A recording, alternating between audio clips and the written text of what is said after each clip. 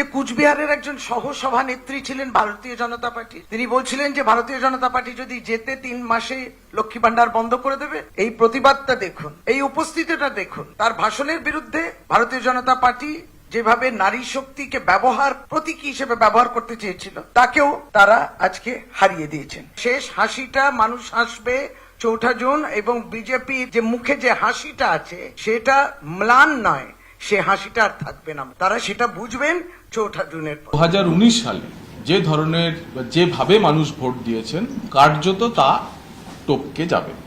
অর্থাৎ উৎসবের মেজাজে কোচবিহার, জলপাইগুড়ি এবং আলিপুরদুয়ারের মানুষ ভোট দিয়েছেন।